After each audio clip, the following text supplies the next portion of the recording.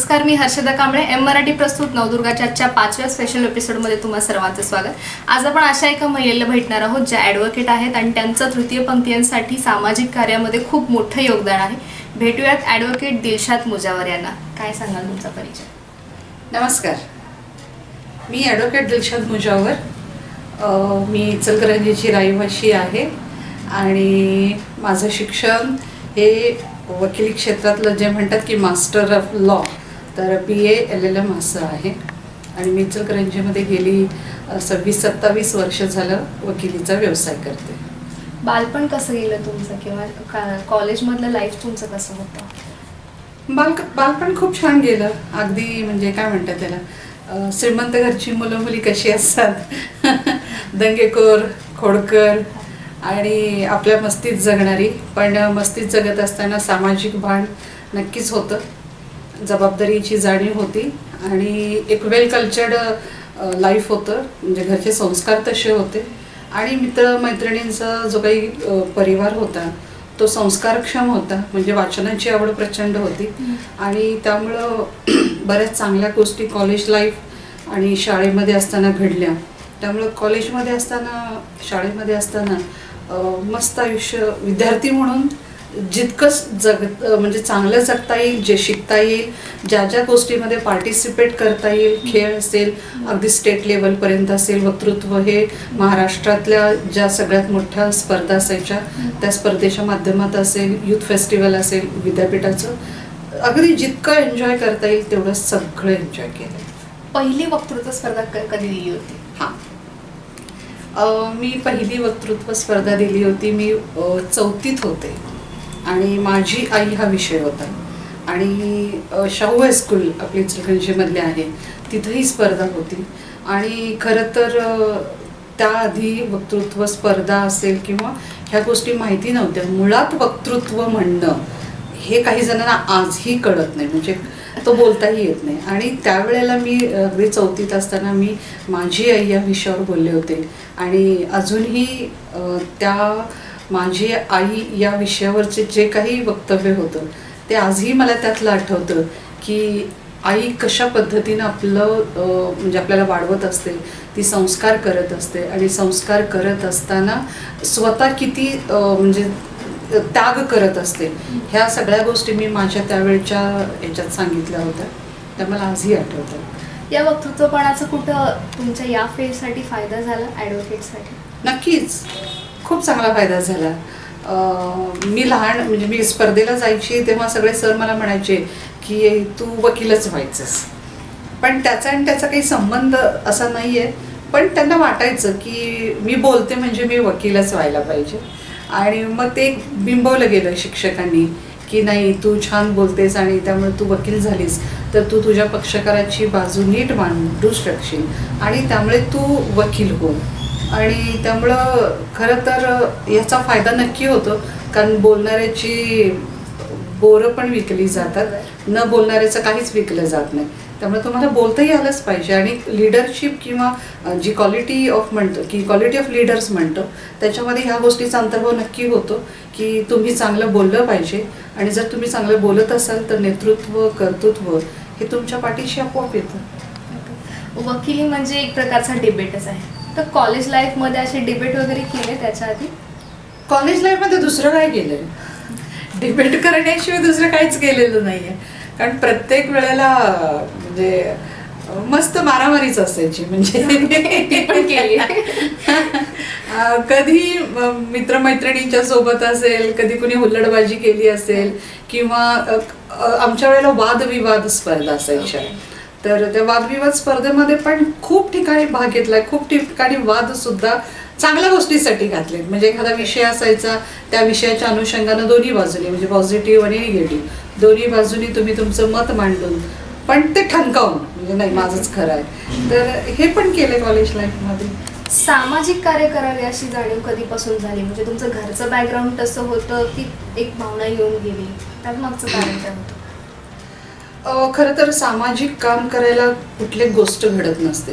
मला असं वाटतं की प्रत्येक माणूस हा समाजप्रिय असतो आणि समाजातल्या घडणाऱ्या प्रत्येक घटनेचा त्याच्यावर परिणाम हा होतच असतो. म्हणजे मी मगाशी जसं म्हणाले की मला वाचनाची आवड आहे आणि ते वाचनाची आवड असताना मला एक लक्षात आलं होतं की बऱ्याच गोष्टी आजूबाजूला माझ्या ज्या घडत आहेत त्या चुकीच्या घडत आहेत किंवा नक्कीच या गोष्टींमध्ये आपण काही बदल करू शकतो. कदाचित असेल की मुलामुलींचे प्रॉब्लेम्स असतील. आज मी ज्या ट्रान्सजेंडरसाठी काम करते, आज मी महिलांसाठी काम करते, तर हे कुठंतरी जाणवत होतं आणि एक त्यासाठी आवाज उठवणं गरजेचं होतं आणि ते मला अगदी कॉलेज लाईफमध्ये असल्यापासून लक्षात येतं. त्यामुळं 15-20 वर्ष झाली की मी आज या सामाजिक क्षेत्रात आहे. घरचं बॅकग्राऊंड म्हणाल तर माझे वडील बऱ्यापैकी सगळ्या समाजातल्या प्रत्येक व्यक्तीशी रिलेटेड होते आणि त्यांना मुळात आवड होती ह्या सगळ्या गोष्टीची आणि त्यामुळं कदाचित ते बाळकडू जे म्हणतात ते त्यांच्यापासूनही मिळालेत, त्यात काही वादच नाही. पण कुठली घटना घडण्यापेक्षा एक माणूस म्हणून, एक सहृदय म्हणून आणि एक संवेदनशील मन असल्यामुळं मला या गोष्टी आपोआपच कराव्याशा वाटल्या. खरं तर सामाजिक क्षेत्रातले वेगवेगळे पैलू आहेत. मग कोणी डान्सिंगमध्ये असेल किंवा कोणी कुठल्या एक उपक्रम वेगवेगळे घेत असेल, तर तुम्ही डायरेक्ट तृतीयपंथीयांकडे वळालात, त्यामागचं कारण काय? नाही, डायरेक्ट असं तृतीयपंथींच्याकडे नाही वळले. एक 4-5 वर्षापूर्वी माझ्याकडे काही महिला आल्या होत्या की ज्या आपल्या आयजीएममध्ये काम करतात त्या तृतीयपंथींसाठी आणि त्या आल्यानंतर त्यांनी मला त्यांचा प्रॉब्लेम होता तो सांगितलाच. पण आपल्याकडे असा एक समाज आहे की त्यांच्याकडे अजून कोणाचं लक्षच गेलेलं नाही आणि त्यांच्यासाठी कुणी कामच करत नाही आहे. मग मला उत्सुकता वाढली की असा कुठला समाज आहे आणि असं कोण आहे. मग त्यांनी मला तृतीयपंथींविषयी माहिती दिली आणि मला त्यांचं जग इतकं म्हणजे आश्चर्यकारक वाटलं आणि मग मला असं वाटलं की नाही, आपण यांना भेटलं पाहिजे, आपण यांना समजून घेतलं पाहिजे, आपण यांना जाणून घेतलं पाहिजे. तर जवळजवळ मी 2 ते 3 महिने मी त्यासाठी प्रयत्न करत होते यांना भेटायचा. पण या लोकांची मानसिकता थोडी वेगळी असते. या लोकांना आपला समाजामध्ये अजूनही आपल्या लोकांना भेटावं, त्यांच्याशी आपले प्रॉब्लेम्स शेअर करावेत, ते थोडेसे बाजूला राहत असतात आणि त्यामुळे त्यांनी कधी तो प्रयत्न केला नव्हता. आणि मी जेव्हा प्रयत्न केला तेव्हा कदाचित त्यांना काही सुरुवातीला विश्वास नव्हता वाटत की नाही, कुणी आपल्यासाठी काही करू शकणार नाही, कशाला कोण आपल्यासाठी करेल. पण मी म्हटलं ठीक आहे, नाही, मला प्रयत्न करायचेच आहे त्यांच्यासाठी. आणि मग एक 2-3 महिन्यांनी मला त्यांच्याशी कॉन्टॅक्ट करायचा म्हणजे संधी मिळाली आणि मग मी त्यांच्यासोबत काम करायला सुरुवात केली. पण अशी कुठं भीती नाही वाटली? कारण हा संपूर्णतः दुर्लक्षित वर्ग आहे आणि मग समाज कंटक जे असतात ते या गोष्टींना फार विरोध करत असतात. त्या गोष्टींसाठी कसं टॅकल?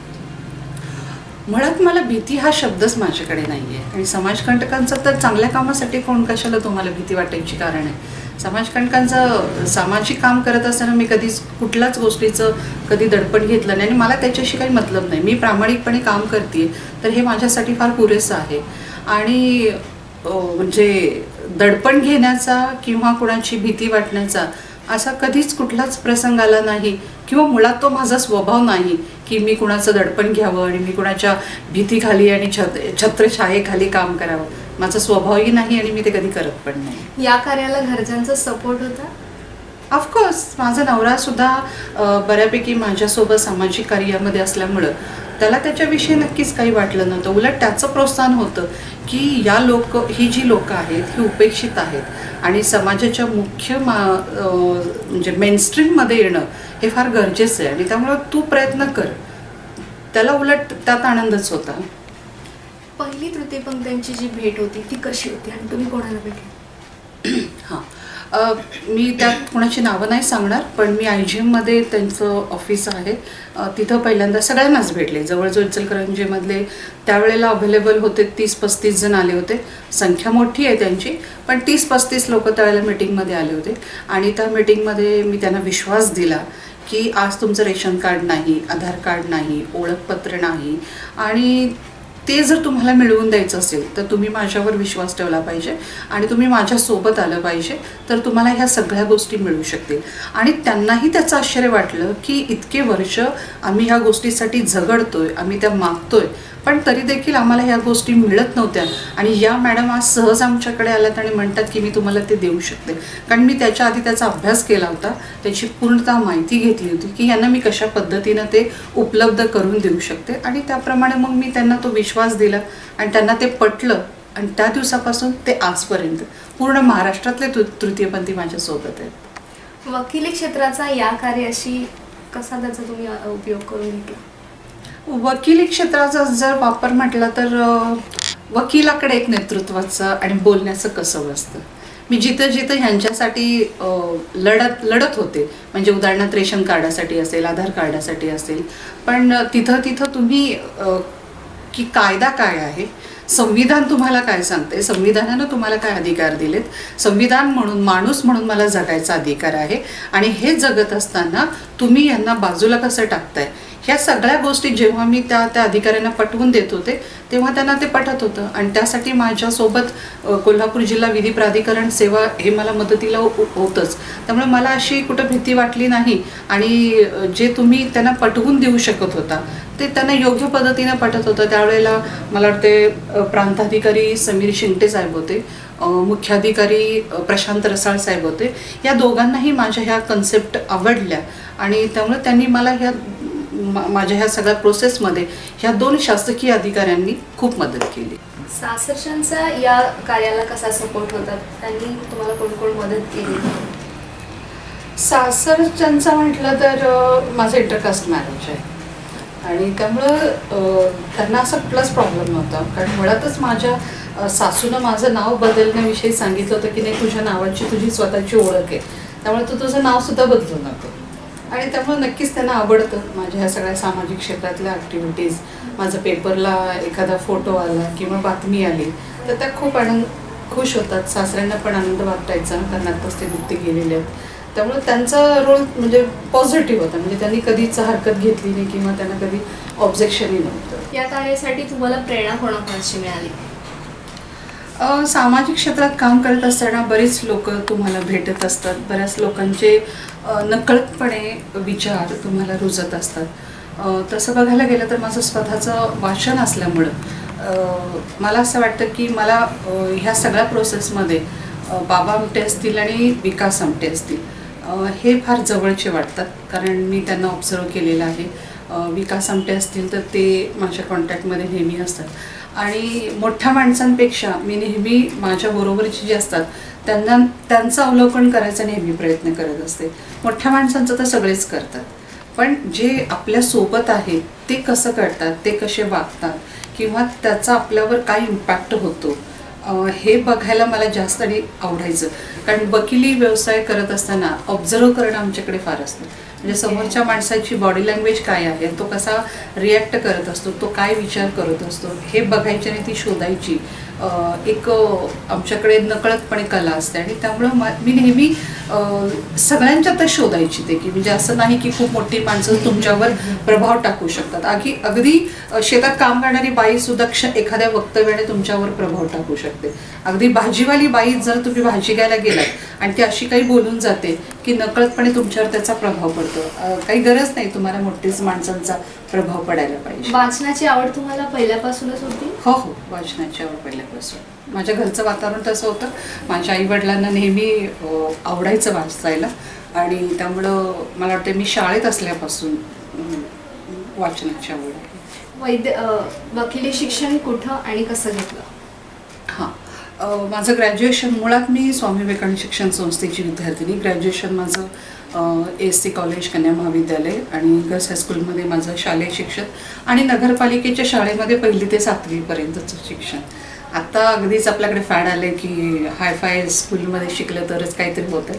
असं काही नाही. मराठी मीडियमच्या नगरपालिकेच्या शाळेत शिकूनसुद्धा तुम्ही मोठं होऊ शकताय. ग्रॅज्युएशन झाल्यानंतर मी लॉला ॲडमिशन घेतलं कोल्हापूरला. शहाजी लॉ कॉलेज कोल्हापूरमध्ये माझं LLBचं शिक्षण झालं आणि त्यानंतर मास्टर डिग्री ऑफ लॉ म्हणजे मी क्रिमिनॉलॉजीमध्ये माझी मास्टर डिग्री आहे आणि ती मी विद्यापीठातनं केली. तृतीयपंथीयांकडे इतर लोकांनी कसं बघावं त्याबद्दल तुम्ही काय सांगाल? अर्थातच माणूस म्हणूनच बघायला पाहिजे. कारण प्रत्येकाला आपल्याला समाजानं अटेन्शन द्यावं, माझ्याकडे लक्ष द्यावं म्हणून प्रत्येकाची धडपड असते. आणि सगळ्यात महत्त्वाचं ती आपल्यासारखी झाडामाणसाची माणसं आहेत. आपल्यासारखंच जगतात, आपल्यासारखंच वागतात. हा थोडासा बदल आहे, हार्मोनल चेंजेसमुळे असेल किंवा जन्मताच या सगळ्या गोष्टी, त्याच्यामुळे ते तृतीयपंथी आहेत, पण ते माणूसच आहे शेवटी. आणि त्यामुळे तुम्ही त्यांना माणसासारखंच वागवलं पाहिजे, कारण माणुसकी हाच आपला धर्म आहे आणि ती सुद्धा माणसं आहेत. संविधानानं त्यांना अधिकार दिलेले आहेत, त्यामुळे तुम्ही माणूस म्हणूनच त्यांच्याकडे बघितलं पाहिजे. ती कुठली आभाळातनं पडलेली नाही, आईच्या पोटातनंच त्यांचा जन्म झालेला आहे. कोणती कोणती कार्य तुम्ही त्यांच्यासाठी आतापर्यंत केलेली? तसं बघायला गेलं तर बऱ्याच गोष्टी त्यांच्यासाठी गेलेल्या आहेत. त्यांचं रेशन कार्ड असेल, आधार कार्ड असेल, ओळखपत्र असेल, हे त्यांना मिळवून दिलं. त्यानंतर इचलकरंजी नगरपालिका ही भारतातली पहिली नगरपालिका आहे की जिनं त्यांच्यासाठी बजेटमध्ये तरतूद केली आणि ती 25 लाखाची तरतूद मी डॉक्टर प्रशांत रसाळ जे आपले मुख्य अधिकारी होते त्यांच्या माध्यमातून ती करून घेतली. आणि ही खरं तर खूप मोठी अचिव्हमेंट आहे की जी भारतामध्ये पहिल्यांदाच त्यांच्यासाठी घडलेली आहे.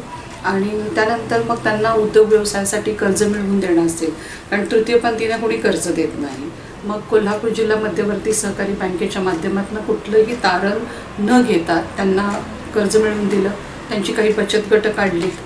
किंवा आज प्रशांत सवाईराम की जो आज इचलकरंजीमध्ये त्याचं 2 मोठे शॉप आहेत, अगदी सन्मानाने तो त्याचा व्यवसाय करतोय. म्हणजे हा सन्मान आणि मिळवून देण्यासाठी नक्कीच प्रयत्न केले गेलेले आहेत. आणि त्यांनी देखील त्याची म्हणजे ते कुठंतरी लक्षात ठेवून की नाही, आपल्याला सुद्धा चांगलं जगता येतं याचं भान ठेवून त्यानं सुद्धा आज एवढं मोठं धाडस केलं आणि इचलकरंजीकरांनी त्याला भरभरून दाद दिली. त्यामुळे प्रशांत सवाईरामचं नक्कीच कौतुक आहे की त्यानं खूप चांगल्या पद्धतीनं आज त्याचं स्वतःचं शोरूम चालू केलं. आज एक तृतीयपंथी असा आहे की जो शिक्षक म्हणून एका ठिकाणी काम करतो आणि माझ्यावर विश्वास ठेवून एका संस्थेनं त्यांना शिक्षक म्हणून सुद्धा कामाला घेतलं. तर आज तो सन्मानानं 2 वेळची भाकरी खातो. म्हणजे आज आपण जे अवहेलना त्यांची करतो की त्यांच्याकडं शिक्षण नाही आणि टाळी वाजवल्याशिवाय त्यांना काही मिळत नाही, तर आज सन्मानाने तो जगतो. तर हे माझ्यासाठी खूप मोठं आहे. इव्हन आज मी तृतीयपंथी महामंडळाची सदस्य आहे महाराष्ट्र शासनाची, तर त्या अनुषंगानं मी बऱ्याच गोष्टी अशा शासनापर्यंत पोहोचवलेल्या आहेत की ज्या यांच्या मेनस्ट्रीममध्ये येण्यासाठी किंवा समाजाच्या मुख्य प्रवाहात येण्यासाठी त्यांना मदतीच्या ठरतील. तर बघूया आता कशा पद्धतीनं हे काम पुढं जातं. यासाठी तुम्ही वेगवेगळ्या कमिट्यांमध्ये देखील कार्यरत आहात, तर त्या कोणत्या कोणत्या आहेत आणि त्याचं काम कसं चालतं? सगळ्यात पहिल्यांदा मी आहे बालकल्याण समिती, जी कोल्हापूर जिल्ह्याची समिती आहे त्या समितीवर आहे. बालकल्याण समिती म्हणजे ज्युवेलाइन जस्टिस केअर अँड प्रोटेक्शन, बालकांची काळजी संरक्षण अधिनियम 2015चा हा कायदा आहे. आणि त्या अनुषंगानं यात आम्हाला जो आज मेट्रोपॉलिटन मॅजिस्ट्रेटचा म्हणजे प्रथम वर्ग न्यायदंडाधिकाऱ्याचा अधिकार आहे. आणि त्या अनुषंगाने आम्ही जिल्ह्यातली जी काही चाइल्ड मॅरेज असेल म्हणजे बालविवाह असेल किंवा जे भीक मागणारी मुलं असतील किंवा पोक्सोखाली येणाऱ्या पीडित मुली असतील किंवा अनाथ मुलं असतील किंवा त्यांची ॲडॉप्शनची प्रोसेस असेल किंवा दुर्धर आजाराने त्रस्त असणारी मुलं असतील, या सगळ्यांचं पुनर्वसन करण्याचं काम या कमिटीमार्फत केलं जातं. आणि त्यानंतर ॲडॉप्शनची जी प्रक्रिया आहे म्हणजे एखादं बाळ सरेंडर केलेलं असेल, म्हणजे टाकून दिलेलं बाळ असेल किंवा त्यागपत्राने आमच्याकडे आलेलं बाळ असेल, तर त्यांचं ॲडॉप्शन फ्री करण्याची सगळी जबाबदारी बालकल्याण समितीची. या कार्यासाठी तुम्हाला वेगवेगळ्या पुरस्कारांनी सन्मानित करण्यात आले, ते कोणते कोणते आहेत? खरं तर सामाजिक क्षेत्रात काम करत असताना तुम्ही जर काम करत असाल आणि त्याची दखल कुणी घेतली तर नक्कीच आवडत असतं. पण त्यासाठी असे वेगळे प्रयत्न करायला लागत नाही. पण तरी देखील मला जे भावलेले काही पुरस्कार आहेत, उदाहरणार्थ सत्यशोधक समाज जो पुण्याचा आहे, तर त्यांचा फातिमा बी शेख नावाचा की जी पहिली महिला, आपण ज्यांना फक्त सावित्रीबाई या एकाच व्यक्तीचं नाव घेतो, पण सावित्रीबाईंच्या बरोबर जी दुसरी महिला शिकली ती फातिमा बी शेख, तिच्या नावाने एक पुरस्कार त्यांनी सुरू केला होता. आणि त्याची पहिली मानकरी म्हणजे मी होते आणि मला त्यांनी तो पुरस्कार दिला होता. त्याचा मला जास्त अभिमान आहे. त्यानंतर मग अहिल्याबाई होळकर पुरस्कार असेल, त्यानंतर आमच्या रोटरीचे बरेच पुरस्कार असतील, जायंट्स पुरस्कार आहे, श्रमिक संघाचा पुरस्कार आहे, परत लायन्स क्लबचे पुरस्कार आहेत, बरेच पुरस्कार आहेत. म्हणजे अगदी कोल्हापूरच्या बाहेर म्हटलं तर साताऱ्याचा न्यू कॉलेज आहे, त्यांनी हिरकणी पुरस्कार दिला आहे. ग्रामीण साहित्य मंडळ यांनी मला वाटतं रणरागिणी पुरस्कार दिलेला आहे. तर म्हणजे आता मला या क्षणाला एवढेच आठवत आहे, पण बरेच पुरस्कार मिळाले. या कार्यातला असा कोणता प्रसंग आहे का जो तुम्ही कधीच नाही विसरू शकत हे तृतीयपंथींशी काम करतात? नक्कीच असे खूप प्रसंग माझ्यासोबत आहेत. कारण खरं तर प्रत्येक तृतीयपंथीचं दुःख वेगळं असतं आणि प्रत्येक तृतीयपंथीची कहाणी वेगळी असते. तो या म्हणजे ह्या तृतीयपंथी कसा झाला ही खरोखर खूप दुःखदायक ती गोष्ट असते आणि इतकं सोपं नसतं. आणि त्यामुळे या लोकांना समजून घेत असताना बरेच त्रासदायक प्रसंग आहेत. बरेच तृतीयपंथी मला भेटत असतात, माझ्याकडे येत असतात. एक तृतीयपंथी ज्याला मी म्हणाले होते की आपण शिक्षक म्हणून कामाला लावलं, तर तो देखील असाच होता. म्हणजे या लोकांच्या सोबत तो माझ्याकडे मी कार्यक्रम घ्यायची, मीटिंग्स घ्यायची आणि त्या मीटिंग्सला तेव्हा यायचा, तेव्हा तो त्या एवढा शिकलेला MA BEd झालेला आणि उच्च विद्याविभूषित आणि तरी देखील तो असं जीनस जगतोय हे मला कुठंतरी त्रासदायक व्हायचं, सहन होत नव्हतं. आणि त्यामुळे त्याचं ते टाळी वाजवणं मला ते आवडायचं नाही म्हणण्यापेक्षा ते करूनच त्यांचं पुढचं सगळं म्हणजे दिनक्रम असेल किंवा रोजीरोटी असेल ते व्हायची. पण मला असं वाटायचं की यानं कुठंतरी काम केलं पाहिजे, यानं कुठंतरी हे थांबवलं पाहिजे. आणि मग मी जेव्हा त्याला बोलवलं की मला तू भेटायला ये, मग मी त्याला भेटले. त्याला भेटल्यानंतर त्याचे डॉक्युमेंट्स बघितले आणि मग लक्षात आलं की अरे हा काहीतरी वेगळं करू शकतो. आणि मग त्याला मी एका इन्स्टिट्यूटमध्ये पाठवलं आणि तिथं त्याचं सिलेक्शन झालं. तो आज तिथं नोकरी करतोय. त्याच्याहीपेक्षा महत्त्वाची पुढची गोष्ट, आता शिक्षक भरतीसाठी काही परीक्षा होतात शासनाच्या, तर ती परवाच त्याने शासनाची परीक्षा दिलेली आहे. आणि आनंदाची गोष्ट म्हणजे रयत शिक्षण संस्थेमध्ये त्याचं सिलेक्शन झालं. म्हणजे ही खूप मोठी गोष्ट आहे. कारण काम सगळेच करतात, पण एखाद्याला पायावर उभं करणं आणि त्याचं कुटुंब सावरणं हे फार महत्त्वाचं आहे. मॉबसाठी तुम्ही काम काही कराल, पण इंडिव्हिज्युअल जर एखादा माणूस जर आपलं स्वतःचं अस्तित्व निर्माण करत असेल, जगत असेल आणि त्यात जगण्याला तुमचा जर हातभार लागत असेल तर खूप चांगली गोष्ट असं मला वाटतं. दिलशाद मुजावर आणि तृतीयपंथी हे नातं कसं आहे? अगदीच चांगलं आहे. आणि आज महाराष्ट्रामधल्या प्रत्येक तृतीयपंथीला माहीत आहे की दिलशाद मुजावर ही आमच्यासाठी काम करणारी व्यक्ती आहे. परवाच पुण्यामध्ये एक फॅशन शोचं आयोजन केलं होतं आणि तिथं बरेच तृतीयपंथींना मला भेटता आलं. मला माहीतच नव्हतं की लोक मला ओळखतात आणि त्यामुळे ते मुंबईचे, पुण्याचे अगदी म्हणजे वेल एज्युकेटेड सगळे लोक होते आणि त्यामुळे ती मला भेटली. तर आज बरीच ह्या तृतीयपंथीमध्ये जे टॉपचे आहेत, अगदी लक्ष्मीनारायण त्रिपाठीपासून दिशा पिंकी शेख असेल, गौरी सावंत असेल, ही आम्ही रोजच्या कॉन्टॅक्टमध्ये असतो. त्यामुळं एक चांगला रॅपो आहे त्यांच्यासोबत. विचारांची देवाणघेवाण आमची रोजच होत असते. आणि महामंडळावर असल्यामुळे आम्ही सगळेजण महामंडळावर असल्यामुळं आमचं बोलणं हे नेहमीच होत असतं की कशा पद्धतीनं आपण तृतीयपंथींच्या वेलफेअरसाठी काम करू शकतो, अजून काय काय म्हणजे सूचना शासनाला आपल्याला करायच्या आहेत, शासनाकडून आपल्याला यांच्यासाठी काय काय मदत उपलब्ध करून घ्यायची, हे आमचं रोजचं सुरू असतं. हे जे तृतीयपंथी लोक आहेत ते देखील वेगवेगळ्या क्षेत्रात मोठमोठ्या हुद्द्यांवरती काम करतात, त्यांच्याबद्दल काय सांगाल? अगदी तृतीयपंथी खरं तर आपल्यासारखीच माणसं आहेत असं मी मगाशी म्हणाले होते. आणि काही शिक्षणाच्या बाबतीत आज खूपच अग्रेसर आहेत आणि बऱ्याच जणांचं म्हणजे इतकं म्हणजे उच्च विद्याविभूषित आहेत की आपण विचारसुद्धा करू शकत नाही. आता जर सांगायचं झालं तर पश्चिम बंगालमध्ये जॉयता मोंडेला म्हणून एक आहे की जी न्यायाधीश म्हणून काम करते. दुसरी आहे आता सांगते की ही जी लक्ष्मीनारायण त्रिपाठी आहे, ती लक्ष्मीनारायण त्रिपाठी हिने युनोमध्ये म्हणजे युनायटेड नेशन्समध्ये भारताचं प्रतिनिधित्व केलं होतं. म्हणजे ही खूप मोठी गोष्ट आहे की एक तृतीयपंथी जाऊन तिथं भारताचं प्रतिनिधित्व करतो आहे. दुसरी गोष्ट अशी की आज माझ्या कॉन्टॅक्टमधली की जी रोज मला आम्ही बोलत असतो ती शमीबा म्हणून आहे. शमीबा ही PhD करते आज आणि तिचा PhDचा विषयच इतका इंटरेस्टेड आहे. कवी ग्रीस यांच्या साहित्यातलं म्हणजे कवितेतलं सौंदर्य याच्यावर ती PhD करते. मला त्याचं इतकं आश्चर्य वाटतं की एक तर एवढा त्यांच्या कवितांचा म्हणजे कविता इतक्या अवघड आहेत आणि त्यातलं सौंदर्य शोधायचं आणि त्याच्यावर PhD करायचं ही फार मोठी गोष्ट आहे आणि त्यामुळे ती त्याचा अभ्यास ती करते. दुसरी आहे अंजली पाटील म्हणून. आता नुकत्याच ग्रामपंचायतीच्या ज्या औरंगाबादमधल्या निवडणुका झाल्या त्याच्यामध्ये ती सरपंच म्हणून निवडून आली.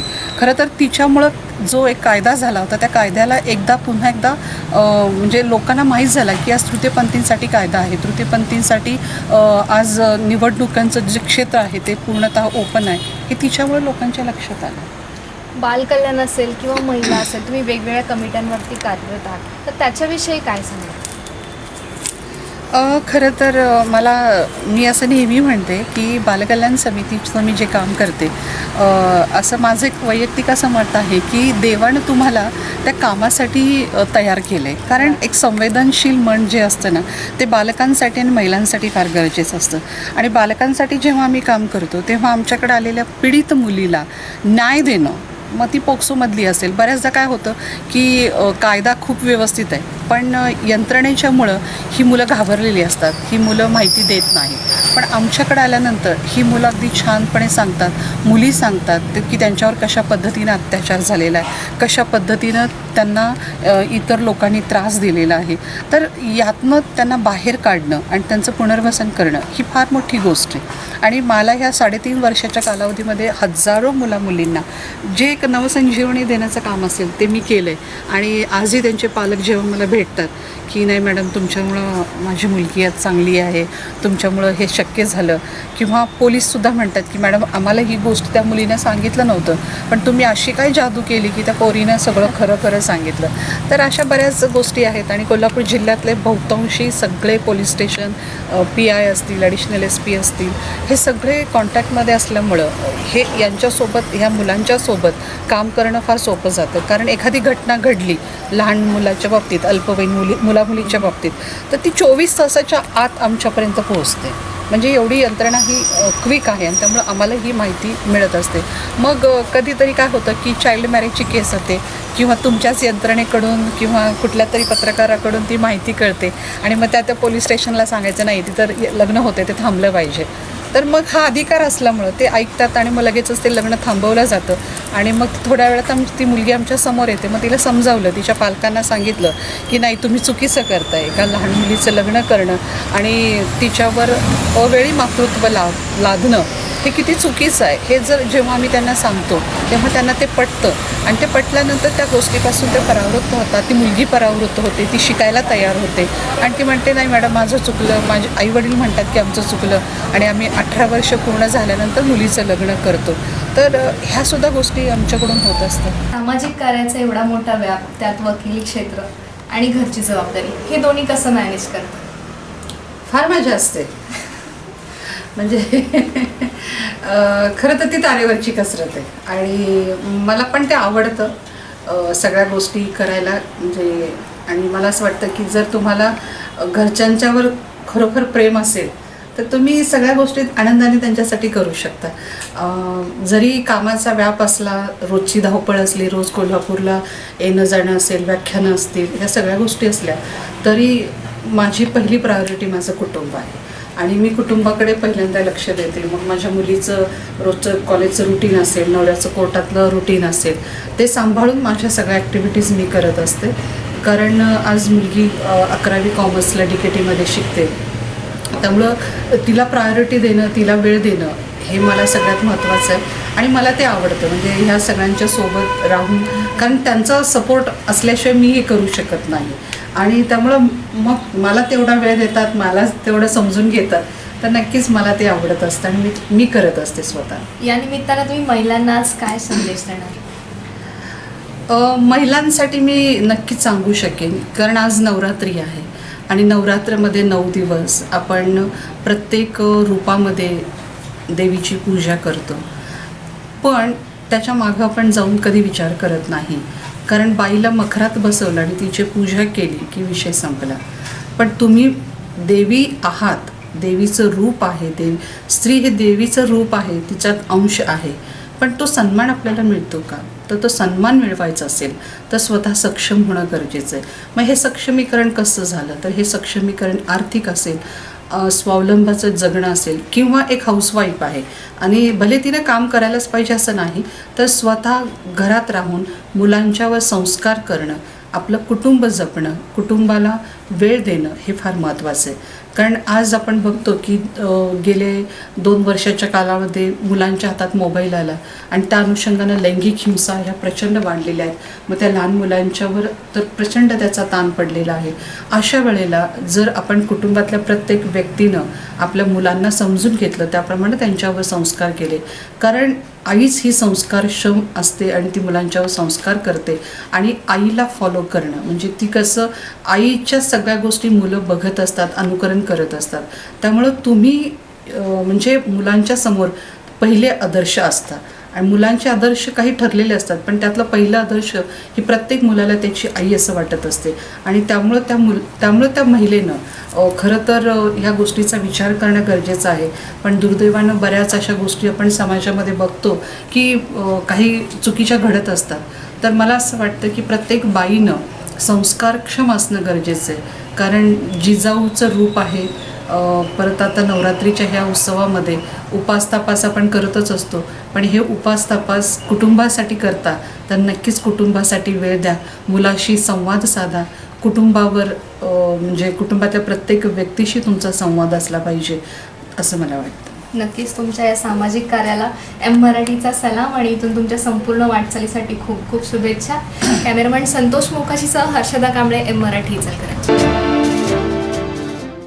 इचलकरंजीतील द इन्व्हेस्टिंग हब घेऊन आले आहेत सुवर्ण संधी. एकाच वेळी 25,000 रुपयांची गुंतवणूक करा आणि मिळवा 10 ग्रॅमचे सोन्याचे नाणे फक्त 12 महिन्यांमध्ये. सोपी, सुलभ आणि जलद प्रक्रिया फक्त आपल्यासाठी. कोल्हापूर, सांगली, मुंबई, पुणे, सातारा आदी भागातील नागरिकांनी या सुवर्ण संधीचा घेतला लाभ. The investing hub, Ichalkaranji. संपर्क अनिकेत देशमुख, मोबाईल नंबर 8104 23 70 19. नियम व अटी लागू.